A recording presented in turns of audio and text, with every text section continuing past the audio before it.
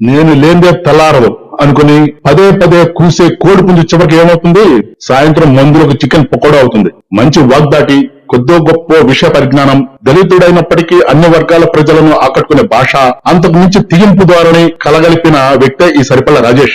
2019 ఎన్నికలలో ఇతని వల్లే జగన్ పార్టీ గెలిచిందని అనే అతి భయంకరమైన ఊహాలోకంలో ఉండేవాడు ఈ రాజేష్. ఆ తర్వాత కాలంలో వ్యక్తిగతంగా రాజకీయంగా ఎదగాల్సిన రాజేష్ ఈ రోజున ఉనికిని కోల్పోయే స్థాయికి చేరుకున్నాడు.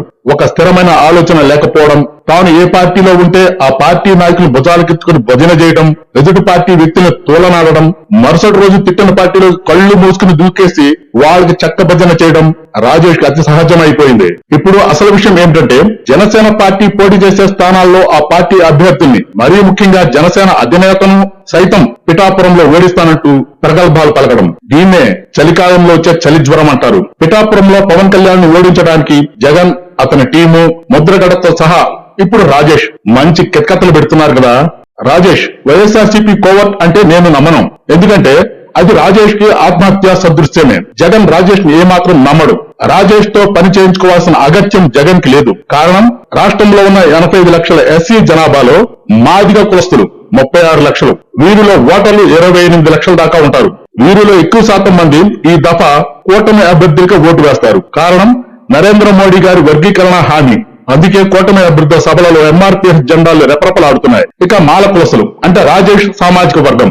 రాష్ట్ర జనాభాలో వీరి శాతం 7.6 అంటే 37,50,000 మంది దాకా ఉంటారు. అందులో 29 లక్షల ఓటర్లు. వీరిలో అత్యధిక శాతం అంటే 80% దాకా ఎట్టి పరిస్థితుల్లోనూ జగన్ పార్టీకి ఓటు వేస్తారు.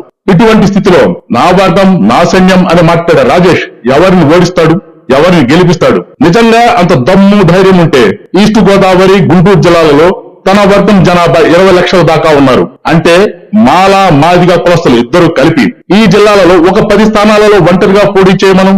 సరే, అది కాదు, పవన్ కళ్యాణ్ ని ఓడిస్తామని ఉత్తర ప్రగల్భాలు పలికే రాజేష్ జనసేన పోటీ చేసే స్థానాలలో పోటీ చేయమనం.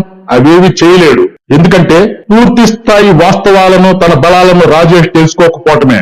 వైసీపీలో ఉన్నప్పుడు ఇదే రాజేష్ చంద్రబాబుని, పవన్ కళ్యాణ్ ని, లోకేష్ ని చాలా వెటకారంతో మాట్లాడేవాడు. వైసీపీలోంచి బయటకు వచ్చిన తర్వాత, టీడీపీలో చేరిన తర్వాత జగన్ ని, వైసీపీ పార్టీని ఒక రకంగా గట్టిగానే తగులుకున్నాడు. ఒక రకంగా చెప్పాలంటే 3 పార్టీలలో కూడా రాజేష్ మీద ఏ మాత్రం విశ్వాసం, నమ్మకం లేదు. జనసేనలో చేరడానికి రాజేష్ ప్రయత్నించినప్పుడు పవన్ కళ్యాణ్ ఇతని స్వభావాన్ని ముందుగానే పసిగట్టి దూరం పెట్టడం జరిగింది. కానీ చంద్రబాబు రాజేష్ జగన్ ని తిడుతున్నాడు కాబట్టి ఏదో రకంగా తెలుగుదేశం పార్టీకి పనికి వస్తాడని మారాన్ చేసే పిల్లోడికి విజిల్ నోటికిచ్చి ఊదుకోమన్నట్లు అధికార ప్రతినిధి పని ఇచ్చాడు. వి గన్నవరం సీట్ అంటారా, అదంతా ఒక తూచి. కర్ణుడి చావుకి అందరూ కారణమైతే రాజేష్ సీటు పోవడానికి రాజేష్ నోటి దూల ఒక్కటే కారణం. గతంలో మిడిమిడి జ్ఞానంతో మతాలు, వాటి ఉద్దేశాలు, హిందూ దేవుళ్ళు, మన సమాజంలో కులాలు, వాటి ప్రాముఖ్యతలు, వేటి గురించి సక్రమమైన అవగాహన లేకుండా నాకు ఛానల్ ఉంది, తాను ఏ సొల్లు చెప్పినా నిజమైపోద్ది అనే అజ్ఞానంతో మాట్లాడిన మాటలే రాజేష్ సీటు దొబ్బడానికి అసలు కారణం. చంద్రబాబుకి తెలీదా రాజేష్ వల్ల 10 ఓట్లు వస్తే 10,000 ఓట్లు పోతాయని? జగన్, చంద్రబాబు, పవన్ కళ్యాణ్ రాజేష్ ఎప్పుడో చదివేశారు. రాజేష్ బలమెంతో రాజేష్ కన్నా వాళ్ళకే బాగా తెలుసు. ఇంకా నాకు 7 లక్షల మంది సబ్స్క్రైబర్స్ ఉన్నారు, వాళ్ళు గుడ్లు పెడితే 15 లక్షల మంది అవుతారు అనే కేపాల్ లెక్కలు చెప్తాడు ఈ రాజేష్. ఇప్పటికిప్పుడు చంద్రబాబు నాయుడు రాజేష్ ని కదిలించాడు. కానీ రేపు ఎలక్షన్ తర్వాత రాజేష్ కి ఇచ్చిన అధికార ప్రతినిధి పని పీకేస్తాడు. దానికి రాజేష్ తయారుగానే ఉన్నట్లు ఉన్నాడు.